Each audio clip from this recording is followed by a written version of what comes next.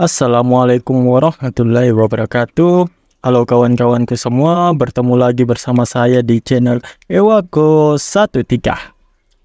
Terima kasih untuk kawan-kawan semua yang sudah menyempatkan waktunya singgah di channel saya ini, serta menonton, like, dan juga sudah share video saya. Ada tuh 1-2 orang. Thank you, terima kasih banyak saya ucapkan.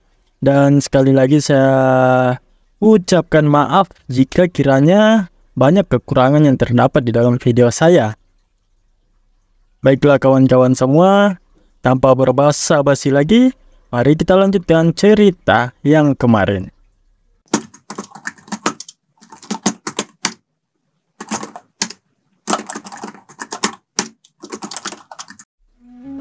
Episode sebelumnya, kita telah melihat Yunho yang telah membunuh 2 orang biksu yang datang menentangnya. Dan salah satu biksu itu meninggalkan seorang adik wanita yang termenung menangisi kepergian dari kakaknya. Yunho yang berpikir bahwa akan sulit bagi wanita itu bertahan hidup kemanapun dia pergi. Lalu dia memutuskan untuk menjaganya, membiarkannya tinggal di alam yokai ini. Hal tersebut pun disambut baik oleh wanita itu yang paham akan maksud baik dari Yunho. Hari demi hari berlalu, kehidupan dari sang wanita itu pun semakin baik. Dia bisa beradaptasi dengan cepat di alam yokai tanpa adanya perlawanan yang berarti. Bahkan, dia dapat hidup dengan cukup damai di tengah-tengah para yokai yang terkenal kejam dan bengisnya. Seiring berlalunya waktu, tak disangka kebersamaan tersebut ternyata membuat Yunho jatuh hati kepada wanita itu. Ya, akhirnya si Yunho ini jatuh cinta juga dia ya. Yang selama ini taunya cuma berkelahi gitu kan. Si Yunho dingin-dingin nih ternyata mudah jatuh cinta lah pokoknya. Meskipun Yunho tidak bisa selalu berada di dekat wanita itu, namun dia tetap merasakan ketenangan yang tidak akan pernah bisa dia capai dalam hidupnya sebagai yokai selama ratusan bahkan ribuan tahun hidupnya. Akan tetapi, berbeda ketika wanita itu mulai hadir dan bahkan hanya dengan melihatnya saja sudah membuatnya tenang. Asik memang nih Yunho nih. Anjay, senyumannya itu loh. Namun senyuman manis, senyuman bahagia itu berubah drastis ketika suatu hari Yunho menemui bahwa wanita itu telah mati dengan sangat kejamnya. Terlihat wanita yang dicintainya itu telah tewas dengan keadaan leher yang diikat di sebuah batang serta ada banyak tombak yang menancap ke tubuhnya. Tentu saja hal ini memunculkan sisi gelap dari Yunho. Seketika dia berubah menjadi sosok yang sangat berbeda. Aura kemarahan serta kebencian menyelimuti tubuhnya.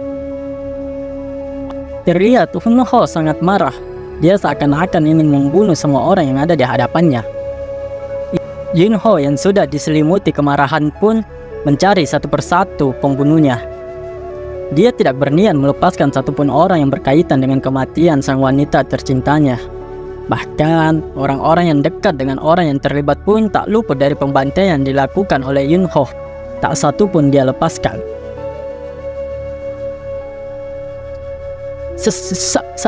Saya telah melakukan dosa besar. Mohon, Tuhan ampuni saya.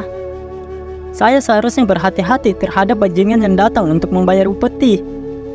Saya sendiri yang menyebabkan ini, karena penilaian saya sendiri yang menganggapnya penting. Ucap seorang yokai rubah di sana yang menjadi salah satu pihak yang terkait akan kematian wanitanya. Rubah itu terus saja memohon pengampunan dari Yunho.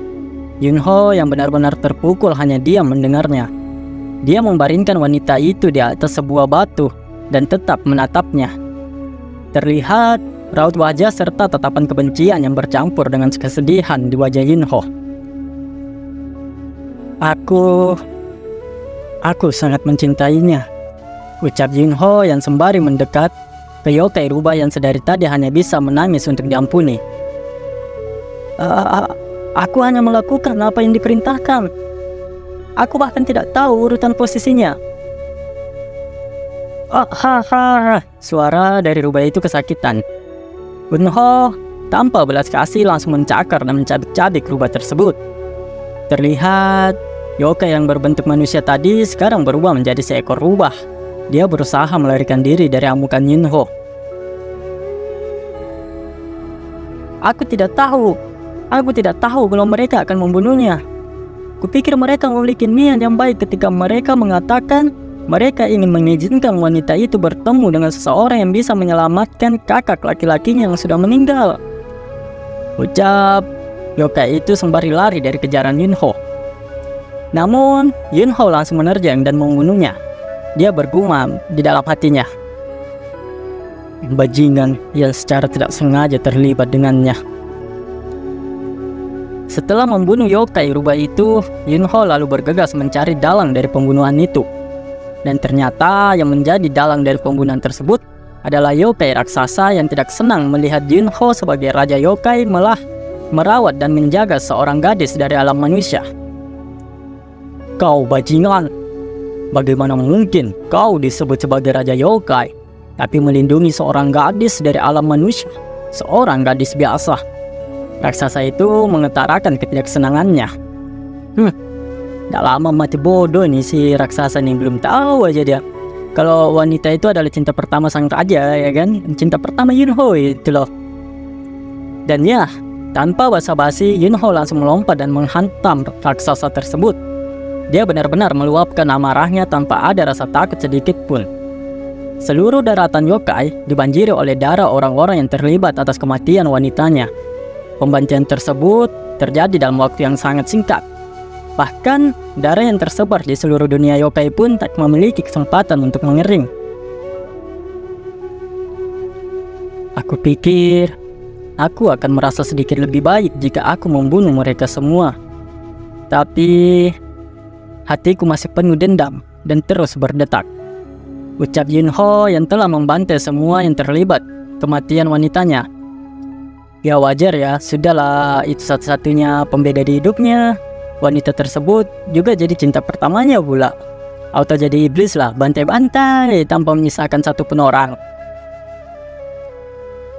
Yunho merasa muak hidup seperti sekarang ini, dan dia berniat untuk mengakhiri hidupnya. Asli nih, sudah cinta mati banget lah pokoknya si Yunho ini, sampai ya punya pikiran untuk bunuh diri lah, saking sedihnya gitu ya. Di tengah-tengah keputusasaannya, tiba-tiba ada sesuatu yang muncul dari genangan darah di hadapannya. Hal tersebut tentu saja mengagetkan Yunho. Terhatai di genangan darah? Yunho bertanya-tanya di benaknya. Yunho kembali bergumam dan mengucapkan, Itu adalah hal kekanak-kanakan yang hanya akan dilakukan oleh makhluk surgawi. Apakah kamu pengikut setia Lu Dongbin atau Neza? Ucap Yunho sambil bertanya-tanya. Sedikit penjelasan ya kawan-kawan, Lu Dongbin itu adalah salah satu seorang dari 8 dewa yang paling terkenal di ajaran Buddha. Sehingga beliau sering dianggap sebagai pemimpin dari 8 dewa tersebut. Lu Dongbin diperkirakan hidup pada akhir dinasti Tang, sekitar tahun 618 sampai tahun 906. Begitu pula dengan Neza yang menjadi salah satu dewa yang ada. Jika kamu muncul untuk ikut campur, seperti yang kamu lihat, kamu terlambat, ucap Yunho. Aku tidak ingin melihat pertumpahan darah lagi, jadi pergilah dari hadapanku. Barbar nih Yunho nih. Saking sakit hatinya tuh nak. Dewa pun dia tantang, dia mau lawan lah. Namun sinar cahaya yang muncul dari teratai tersebut mengagetkan Yunho. Bahkan saking terangnya itu membuat matanya menjadi silau. Apa?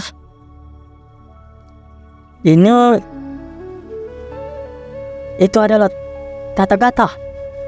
Yunho terdiam terkejut saat mengetahui bahwa yang muncul adalah Dewa Tathagata. Di saat dia putus asa dan kehilangan semangat hidup, kehadiran tak terduga ini membawa berkah baginya. Kehadiran tersebut datang untuk membantunya setelah mengasihaninya. Keberadaannya yang membantu menjaga semua makhluk hidup di dunia yang kehilangan jalan dari kekang takdir. Yunho, apakah kamu ingin meninggalkan identitasmu sebagai yokai dan menjadi manusia? Tanya Tathagata kepada Yunho. Yunho hanya bisa mengerutkan keningnya dan berkata, "Manusia." Dia tampak ragu dan berpikir apa yang sedang dikatakan oleh dewa itu. Namun ketika dia memikirkannya kembali secara mendalam, dia dapat melarikan diri dari kehidupan membosankan sebagai seorang yokai dan tidak dapat memikirkan satu alasan pun untuk menolak tawaran dari dewa tersebut. Manusia ya, kehidupan manusia, mungkin akan lebih baik hidup dan mati sebagai manusia daripada aku harus mengakhiri hidupku dengan cara bunuh diri.